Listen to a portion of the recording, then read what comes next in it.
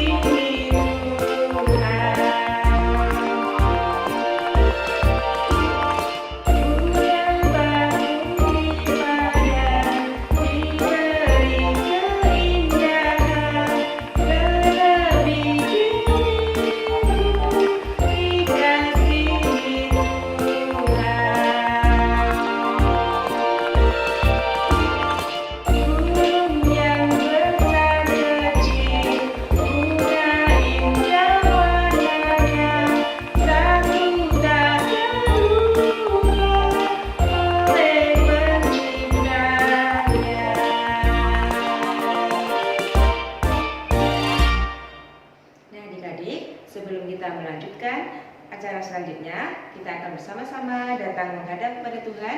Kita mohon pimpinan dan penyertaan Tuhan di dalam ibadah kita pada pagi hari ini. Mari kita berdoa.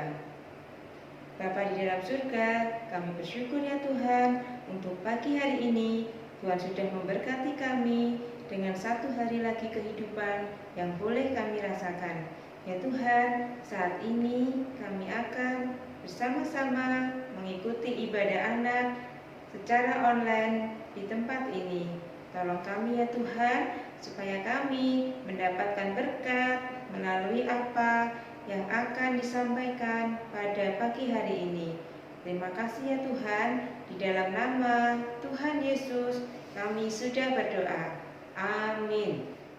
Adik-adik, siapa di sini yang merasa diberkati Tuhan? Angkat tangan.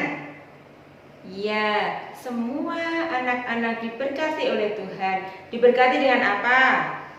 Dengan pakaian, dengan makanan, dengan rumah, diberkati dengan keluarga. Kita punya mama papa, punya kakak adik, dan banyak sekali berkat Tuhan yang sudah kita terima. Kita bersyukur karena Tuhan kita Tuhan yang baik, yang sudah memberkati kita anak-anaknya. Yuk adik-adik, kita nyanyikan pujian ini, Aku Diberkati.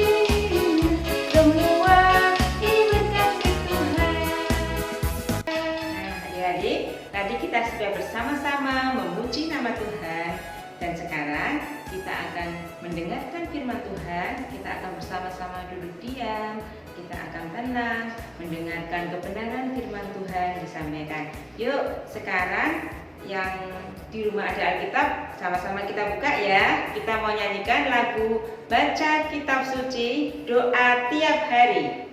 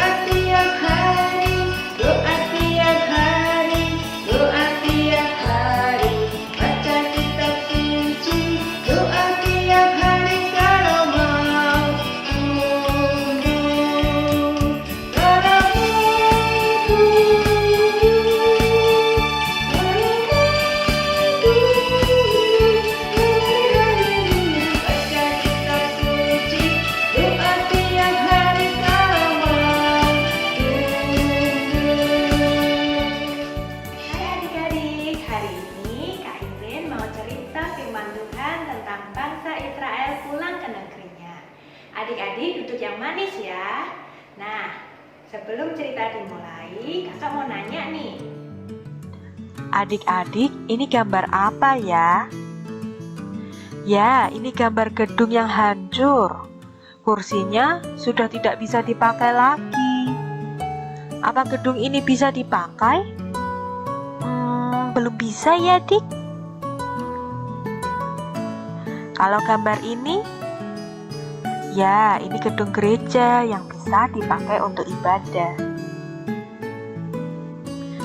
Nah, adik-adik, setelah orang Israel diperbolehkan pulang ke negerinya, mereka sangatlah senang. Namun, sesampainya di negerinya, mereka belum bisa beribadah karena Bait Allah di Yerusalem sudah hancur. Dulu Raja Babel menyerang Israel. Tentara Babel menghancurkan Bait Allah sampai tidak tersisa lagi. Ketika orang Israel bisa pulang, tapi Bait Allah masih belum bisa dipakai. Orang-orang Israel pun sedih karena tidak bisa beribadah kepada Tuhan di tempat yang layak. Tapi adik-adik, orang Israel tidak terus-menerus bersedih. Nah, mereka merencanakan untuk membangun kembali Bait Allah. Maka mereka segera membagi tugas. Ada yang memimpin, ada yang mengawasi, ada yang mengumpulkan bahan bangunan, ada yang menyusun batu-batu, dan masih banyak tugas yang lain. Mereka semua bersemangat dan bersukacita untuk membangun kembali Bait Allah. Dan tak lupa tetap berdoa dan memuji Tuhan supaya pembangunan Bait Allah berjalan lancar. Bait Allah akhirnya sudah setengah jadi. Orang-orang Israel tetap bersemangat untuk terus melanjutkan pembangunannya. Tapi adik-adik, ternyata ada orang-orang Kanaan yang tidak suka dengan pembangunan Bait Allah. Mereka tidak mau orang Israel punya tempat ibadah yang bagus. Mereka tidak suka dengan Tuhan. Orang-orang Kanaan itu berusaha menghambat dengan berbagai macam cara. Maka pembangunan pun terpaksa dihentikan. Adik-adik, orang Israel pun kembali bersedih. Tapi mereka terus berdoa kepada Tuhan supaya Tuhan memberikan jalan keluar kepada mereka. Adik-adik, apakah Tuhan mengabulkan permohonan orang-orang Israel? Suatu kali, melalui Raja Darius, Tuhan membuka jalan bagi orang-orang Israel. Raja yang berkuasa saat itu memerintahkan agar pembangunan Bait Allah dilanjutkan. Raja Darius membela orang-orang Israel karena memang mereka tidak bersalah. Maka setelah beberapa tahun terhenti, pembangunan Bait Allah pun dilanjutkan kembali dengan pertolongan dan penyertaan Tuhan. Akhirnya, orang-orang Israel berhasil menyelesaikan pembangunan kembali Bait Allah. Lihat, Bait Allah sudah berdiri dengan megah. Orang-orang Israel bisa beribadah dengan nyaman lagi. Puji Tuhan! Sebagai bentuk rasa syukurnya, orang-orang Israel pun memberikan banyak persembahan kepada Tuhan.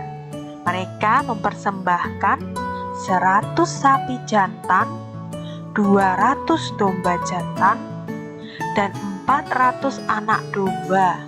Wow, banyak sekali ya adik-adik. Ya, tapi tentu itu belum seberapa dibanding dengan kasih Tuhan yang lebih besar. Tuhanlah yang memimpin orang-orang Israel itu sehingga mereka bisa melakukan pekerjaannya dengan baik dan berhasil. Nah, adik-adik, jika suatu saat adik-adik diberikan tugas, adik-adik tidak perlu takut. Adik-adik punya Tuhan Yesus yang akan menolong, yang akan menyertai adik-adik menyelesaikan tugas adik-adik. Adik-adik, mari kita berdoa. Lipat tangan, tutup mata. Tuhan Yesus, terima kasih Tuhan untuk firman-Mu pada hari ini. Kami diajarkan untuk tidak takut mengambil tugas yang telah diberikan. Kami percaya bahwa Tuhan selalu ada untuk kami, menolong dan menyertai kami menyelesaikan tugas yang ada. Terima kasih Tuhan Yesus, di dalam nama-Mu saja kami sudah berdoa. Amin. Nah adik-adik, tadi kita sudah memuji nama Tuhan, kita sudah mendengarkan firman Tuhan. Sekarang yuk kita bersama-sama mau menghafal ayat hafalan kita pada hari ini. Diambil dari Ulangan 30 ayat 9a. Ulangan 30 ayat 9a. Tuhan Allahmu akan melimpahi engkau dengan kebaikan. Sekali lagi ya.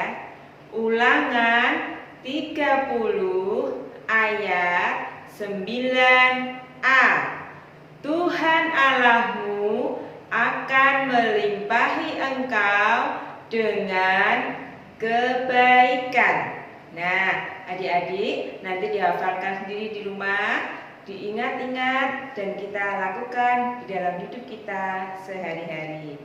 Oke adik-adik, sampai di sini ibadah anak pada pagi hari ini. Ketemu lagi minggu depan. Dadah.